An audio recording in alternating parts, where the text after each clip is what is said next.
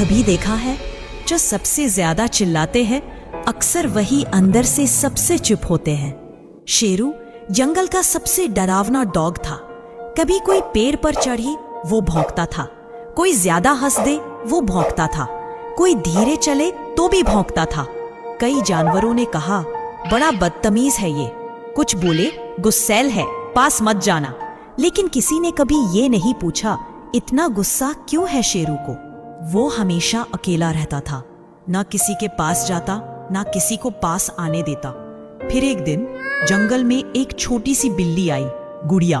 वो नई थी, डरी हुई थी, सभी उसे इग्नोर कर रहे थे, पर शेरू दूर खड़ा सब देख रहा था। जब गुड़िया रास्ता भूल गई और बारिश में भीगती रही, तो वही शेरू जो सबको डराता था, धीरे से जाकर अपनी पीठ उसके सामने करके बैठ गया। गुड़िया थोड़ी हिचकी, पर फिर उस पर बैठ गई। वो उसे चुपचाप उसकी माँ तक छोड़ आया। अगले दिन गुड़िया बोली, शेरू भौंकता जरूर है, लेकिन बुरा नहीं है।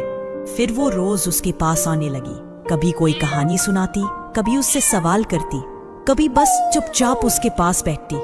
शेरू अब भी ज्यादा कुछ नहीं कहता था, बस उसकी बातें सुनता और बीच बीच में सिर झुका देता। एक दिन गुड़िया ने पूछा, तुम इतने चिल्लाते क्यों हो? शेरू बहुत देर तक चुप रहा।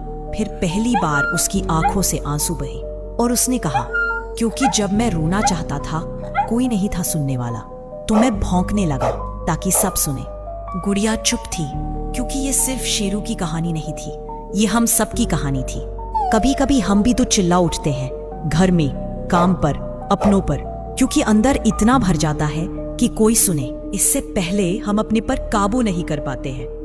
दुनिया में बहुत से ऐसे लोग हैं जो बस चाहते हैं कोई हो जो चुपचाप सुने, जो बिना जज किए गले लगा ले, बस एक बार पूछ ले, तू ठीक है ना?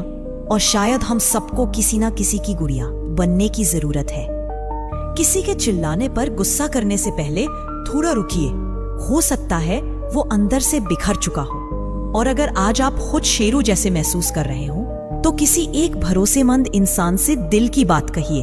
चिल्लाना बंद कीजिए, बोलिए ताकि आप सुने जा सके।